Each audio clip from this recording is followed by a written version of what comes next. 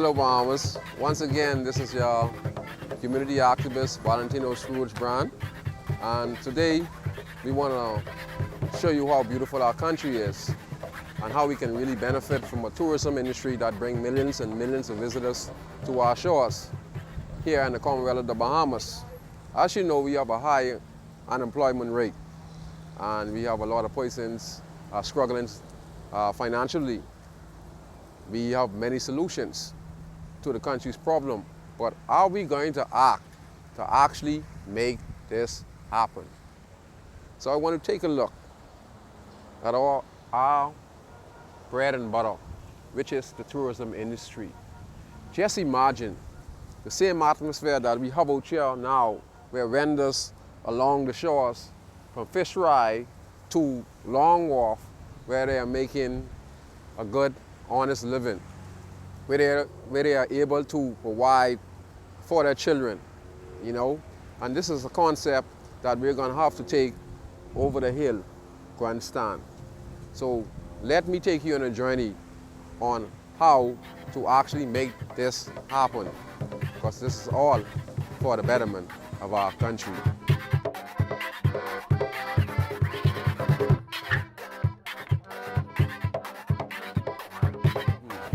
The scrap market is too congested. It is good for the country, but it's too congested because there's too much competition in the scrap market, and it's all in one place. What if we were to expand it by allowing vendors to be over the hill, where we can have more entrepreneurship and business, where the tourists that visit our country can be spread about in the city communities, where we can bring wealth, entrepreneurship, and bring poverty down.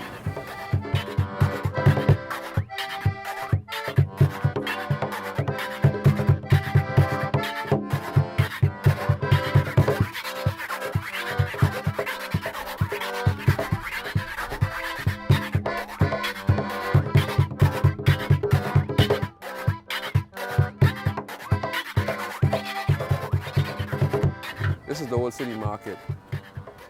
As you see, it looks run down. It's a rundown building. It doesn't look run down, it's a rundown building. What can be repaired? What can it be repaired to? On our journey, as we came from Bay Creek to Grandstand, we saw the scrap market, where there were numerous vendors who were competing against one another to make an honest living, which is very, very good.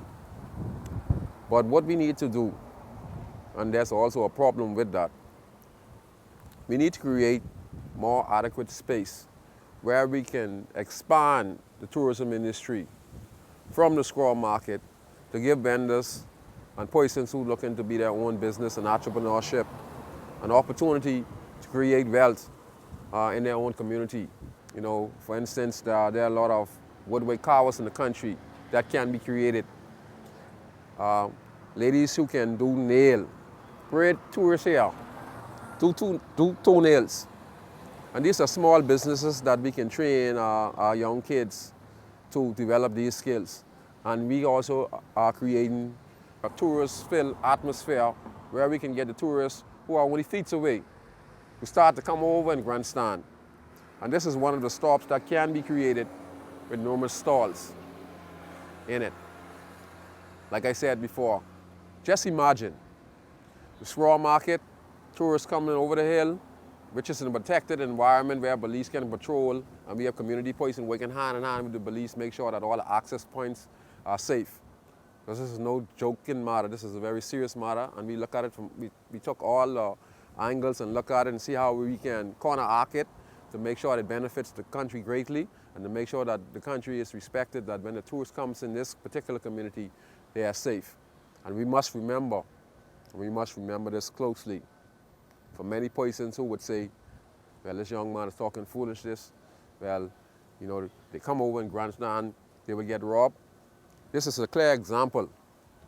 This is a clear example that for 2 weeks, I had these persons who designed this Nassau urban lab in the community of Grandstand without police assistance. There were just a few of us, but we took them from our key to the fort to to Bay Street, to downtown Square Market, to Collins Wall, and then to Grandstand to develop this Nassau Urban Lab. So basically the plan that you see in the Nassau Urban Plan, which is a part of the National Development Plan, right? It was basically the plan of God was blessed me with genius and wisdom and knowledge. And I was able to work along with some persons in the community to also work with the Nassau Urban Lab to produce this book on the regeneration plan of the inner city communities, right? But this is just a clear example of people criticizing their own and they ain't wanting change. This is the biggest change we can have as a country when we can get tourists to come over in the inner city community and start to spend American money in the inner city community.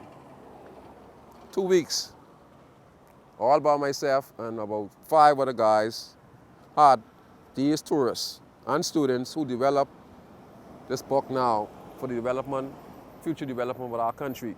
2 weeks. They were walking with me throughout the entire city of Nassau, not only in my community where I'm respected, but also in other communities. So crime is not the thing that we should fear. It's ourselves we should fear for not wanting change. You understand? This can bring change to us. I just want people to understand that we have to create ownership and business in our country. And this year is one of the first steps on starting and making that change for the betterment. Just imagine a student graduate from high school, C.R. Walker, decides he wants to be a Junkanoo designer and starts to create his Junkanoo dolls, you know, that's his trade, or wood carving, and decides to set up their stall right here after they graduate. We have over 5,000 to 6,000 young persons come to the school every year. They might have the basic education, but where there's a lack of unemployment in the country, they are not able to find work. And also there's no work, so we create work. And we create businesses for them so they can hire others and train others to be able to take care of themselves and their family. So just imagine, straw market. And this is some of the ideas that we put forward as we were walking through Grandstand community. Vacant lots. This here, for instance, can be a mini straw market, 10 vendors. That's where Central Food Fair over East Street, coming down from the police park, right on the side there. And then across the road is East Street Gospel Chapel parking space, and we create about next 40 of these stalls for entrepreneurship and business owners who go through the proper training. Because I want the Bahamian public also know it goes to discipline, respect and manners. So we also want persons to be properly train themselves on how to interact, yes sir, no sir, how to interact with our visitors when they visit our shores. Because I want you to know this, Bahamians are not one to rob tourists, murder tourists. No, we're not. It happens 1%, not even 1% out of 100. I'd give it 99.5% that some Bahamian person target tourists, but overall, we are good towards our guests in this country. So there's no reason to fear the tourists getting robbed. As long as we put the proper procedures in place, work with the right persons, create the opportunity, we'd see a better Bahamas. And trust me, this is the way we need to go. Empowerment in the community where persons reside, where they can earn a living. Bahamian people, I want you to stop for a minute and take a look as I introduce you to Bain and Grandstand, the lost world of Bain and Grandstand. A lot of history, and we're going to recreate that for the benefit of the inner city communities. Our history, our culture, and everything that it takes to make our country a better place, and for us to create wealth and history in our country. So please, just follow as we take our journey through the lost world of Bain and Grandstand.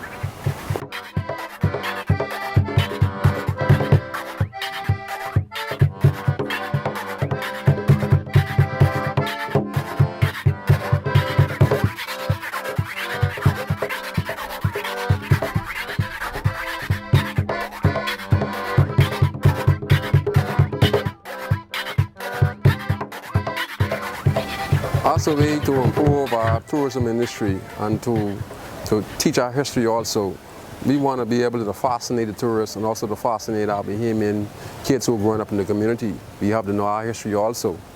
So based upon what you're seeing right now, this is the book, The Fate That Moves the Mountain, written by our great civil rights leader, Sir Randall Fox. Through this corner of Glendon Square, S.E. McPherson Street, Sir Randall Fox lived on the opposite side of this particular building right here. But due to development, the home was pushed down. So what we decided to do as an organization, we wanted to reinvent the history and to show the great work of Sir Randall Fox. So we decided, since it's right across the road from where he lived, we would like to purchase this building here and put all the history about Sir Randall Fox and also the suffrage movement, the history about Samala B. Butler, the history about S.E. McPherson. Right across from Sir Randall Fox's home was R.M. Bailey, what did all the police uniform and defense force uniform. We'd also like to put the history of R.M. Bailey inside the museum that we would really like to create as a museum to recreate knowledge, history, and also tourist attraction, because we want the tourists that when they come in the grandstand community from downtown, as you follow this video, you would see where we connect fish fry to the cruise ship, to the old city market, and now to the grandstand community, whereas we can create entrepreneurship and business for residents who live in the community. And this is one of the first steps that we are taking to develop this. His home can be a beacon of attraction from visitors all around the world. His work with Dr. Martin Luther King Jr., his civil rights work here in the Commonwealth of the Bahamas, where he fought for equal rights and justice for us. Also his connection with none other than Dr. Martin Luther King Jr., who stayed through this community for 3 days and fought for Sir Randall Fox here in the Commonwealth of the Bahamas. So this is a beacon of attraction of the history that we have in our community. And the only way we're going to get it to come to fruition if we go there and we push. And this video is the way to push it and let the history be known and how we can get it to work. Many persons want to help. They want to bring the help with unemployment. They want to bring the tourists over the hill. They don't know how. But this is a plan that we're working in Grandstand on how we can make it work. And this can work to benefit the residents of being on Grandstand. As we continue our journey through the historic area of being in Grandstand, the lost world, we call it, of being in Grandstand. We are looking for ways to provide a tourist attraction and ways for Bahamian persons to provide themselves to be leaders in entrepreneurship, owners of business. Isn't it just wonderful and fantastic? Sometime in life, you have to be able to carry people with you. You have to be the one to think out the box and create ways to make it better. Because most persons now don't know where to turn. So you have to give them an option. And as a community leader and wanting to improve and better the lives of the average Bahamian person who live inside the inner city community and those also outside the inner city community, because we have a really serious unemployment problem in the country. We also have a serious problem of not attracting tourists to the inner city communities. This is one way of thinking outside the box to get the tourists to come over the inner city communities. On the corner of Comfort, this is in the Grandstand community, we have the historic site of Marcus Garvey. Marcus Garvey is a Jamaican icon. But not only a Jamaican icon, he is an international figure for those who want to fight for equality of the average person living in the world. He came here in 1927 to give a speech to the Bahamian public, to tell them the only way for us to be successful as a nation, a new nation, is to start and own your own business, entrepreneurship. He encouraged Bahamians, Jamaica, Haiti, all around the world, to think about developing your own business. Reason why? The reason why is because we won't be in the position we're in now. If we would have our own business, we would have been able to train our kids to take over our business and make sure they have the proper finances to take them to college, to become more educational wise, very wise and smart. You understand what I'm saying to you? So what I'm saying to you is now that we need to actually envision having a museum in honor of Marcus Garvey, in honor of Jackson Burnside Sr., those persons who fought for the same cause as Marcus Garvey, living here in the Commonwealth of the Bahamas, because it was a need and urge for them to fight for what we're fighting for today. So what he fought for in 1927 is actually in 2017 now the issue of the day. So just imagine we put the history of L.W. Young, Basil Sands,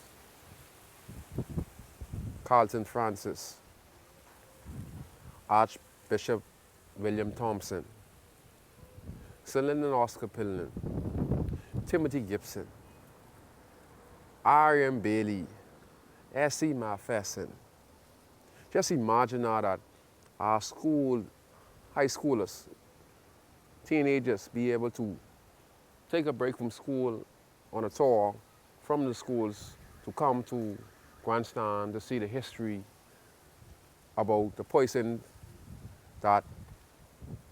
who helped revolutionize the Bahamas to become a better place for all of us and them. Some of them go to these various schools and don't understand the history about the person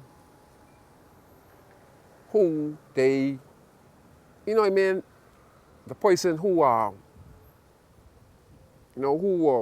played an important role in their history. They go to the schools and don't even know who the person are or what they represent. How they should go to H.O. Nash school and don't know how H.O. Nash played an important role in the development of the Bahamian people. How could you go to L.W. Young school and do know the qualities and how important L.W. Young was towards the development of the Bahamian people? This is insane. So we need to create and think out the box. Just imagine if we were to put those information available in this museum along with Marcus Garvey. Then we find out who we are as citizens of the country, you know? And this could also bring a revenue where tourists and Bahamians alike can come in the Grandstand community day in and day out and see the history, recreate the history. So I just want you to follow us even more. And I'm sure that this video has made a lot of sense to you. And this is what we are establishing in the Grandstand community. But it's not just for the Grandstand community. It's for the whole entire community, because the whole entire inner city communities can't be developed the same way. But we need to start. And one of the reasons why we start in the Grandstand community is because we were willing to sacrifice, to do the history, to make this happen. We put country first because we see a need to make this positive change, because if we don't, then what are we doing? So just follow us on this journey as we take you further inside the lost world of being and Grandstand. This is one of the most historic sites in Nassau, New Providence. This is a site for 3 days. Dr. Martin Luther King Jr. visited the Bahamas, and he stayed right here in this house. Mostly known about the Bahamian history when it comes to Dr. Martin Luther King. They said that he visited Bimini, his first visit here to the country. But we have information directly. We went out and did the research, got the right personnel, and found out he was here in 1958, right here, Lewis Street, 1958. right here. So what that means is that the information we received about him in Bimini is not actual fact. Yes, he visited Bimini, but he visited Bimini at a later date. But his first visit here was 1958. So what that means for us as a country, there are two Dr. Martin Luther King sites in the world, and all are in America. We have created the third site here in the Commonwealth of the Bahamas. If you watch the video, you'd see where we showed you downtown New Providence, where millions of visitors are on the beach. They're bored. They want to find ways to interact with the Bahamian people. We have high unemployment. We need young kids to be trained properly. So in order to do that, we need to find ways to create wealth and entrepreneurship. This is one of the ways to create wealth and entrepreneurship, by creating museums with the history of Sir Ronald Fox. We have around here also, I said before, we have Reverend Ari Cooper. We could put the history. We have Wola Francis, the leader of the Saxon group. He was a resident of the grandstand community. We have a lot of persons besides him who have contributed greatly to the country of the Commonwealth of the Bahamas, who we can put those information along with Dr. Martin Luther King so that our kids can know the history. We have Lewis Street. We don't have no information on who is Mr. Lewis. We have Hay Street. These names are named after community leaders who have contributed to making the country a better place. We need to find out who Hay Street is. Once we find out who Hay Street is, we put all that information in here. So when our kids from the junior high school, senior high school need to know information, the information will be available right here in the museum. Also, the tourists who come to the country can also come here and pay a small fee to know about our heroes, which we're talking about right now. We also have Dr. Mary Matone, who helped the suffrage movement, for women's rights to vote in the country, was also here in the grandstand community. So there's so much history that we can re-establish here in the grandstand community. But I'd like to say this, and I'd like to say this again. This is a joint project of community person wanting to better that community. And we have a site here that we can create, relocate, find ways to relocate these persons who live in this house, give them a nice home, whatever the situation is, turn it around. We put the history of all our civil rights leaders. We just had majority rule just went. And you had all those great names called Doris Johnson and all those great persons. Most persons don't know who these persons are, but with this information that we put inside the museum can benefit us greatly here in the Commonwealth of the Bahamas. So we have the sites. All we need now is the support to make it happen. So I hope you'd enjoy, and there are many more sites that we would like to talk about and put on the film. But we'd like for you just to imagine what we can do inside the inner city community. Just imagine those tourists in the community, and the guy right here makes woodwork. And this is a good example of him carving his woodwork right here and making hundreds of dollars right here in his own community. You see the painting man passing just now, that's Bobby. He makes over $100 a day. His own entrepreneurship. You understand? Over $100 a day. And we want to talk about the painting man, but the painting man has more employment than persons who are working 9 to 5. He makes over $500 to $600 from Monday to Saturday. So just imagine what we can do here in the Commonwealth of the Bahamas and inside grandstand community. I hope you enjoyed. It was my pleasure sharing you our beautiful community, and I'm sharing you in the future how we can even make it more beautiful and prosperous for all.